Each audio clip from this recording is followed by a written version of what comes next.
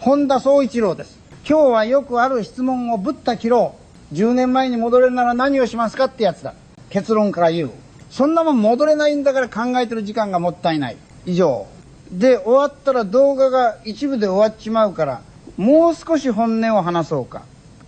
10年前に戻りたいって人はさ、あの時会社辞めとけば、あの時結婚しとけば、あの時あの銘柄に全部ぶち込んどけばってやらなかった選択を悔やんでることが多い。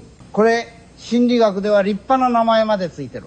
行動しなかった後悔の方が時間が経つほどでかくなる。学者さんに言われなくてもね、工場の親父や主婦だってとっくに知ってる真実だよ。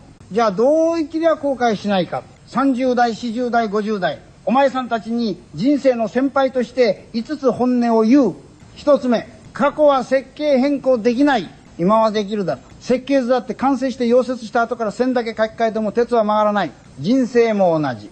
10年前の自分のシュボルトを締め直すより今日のネジを1本しっかり締める方がよっぽど人生は変わる。2つ目、行動しないリスクをもっと怖がれだ。日本人は失敗のリスクばっかり気にする。転職して失敗したら、起業して潰れたら、離婚して一人になったら、バカ野郎。俺から見れば何も変えずに気づいたら何十年経ってたが、一番でかい事故だよ。ブレーキ踏みっぱなしで人生が終わる。それ、正面衝突より立ち悪い。3つ目、直感をちゃんとテスト走行させろ。直感はエンジンみたいなもんだ。回してみなきゃ当たりか外れかわからない。最近は何でも慎重にデータ取れと言うけれどな、俺はまずは知らせて壊してそこから学んだ。頭の中で10年シミュレーションしても現実は1週間の実験に負ける。今気になってること1割の力でいいから今日から試せ。人間関係は消耗品と思え。合わない人間を惰性で抱え続けるのは摩耗したブレーキパッドを変えないのと同じだ。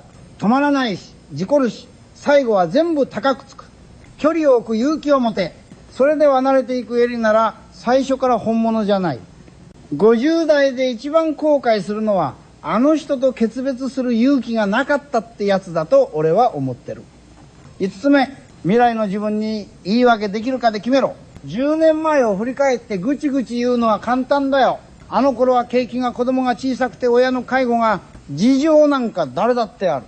俺だって戦争やら何やらで散々振り回された。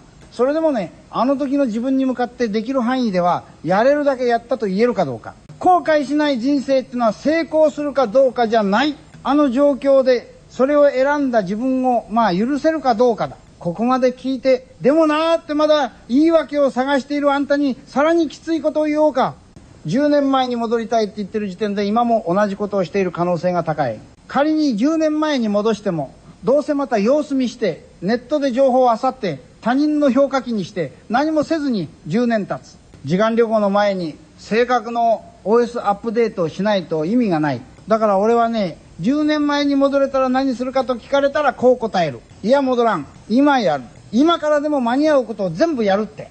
俺が90近くまで現場をうろついて新しいエンジン見てワクワクしてたのはその方が面白いからだよ。過去の修正より未来の実験の方がよっぽどスリリングだ。最後に30代、40代、50代のあんたらに宿題だ。今日寝る前に一つだけ決めろ。10年前に戻れたらやりたかったことを明日から1割のスケールでやると。転職なら情報収集でもいい。企業なら比較書1ページでもいい。勉強なら本1冊ポチるでもいい。大事なのはもしじゃなくて今とセットで動くことだ。後悔しない人生なんて最初から設計された高級車じゃない。試作してぶっ壊して補修して次々だらけで、それでも前に進むポンコツマシンだ。それを自分でハンドル握って走らせたやつだけが最後に笑ってエンジン切れる。さて、あんたはいつまでバックミラー見てるつもりだ。今日ハンドル切れ。話はそれからだ。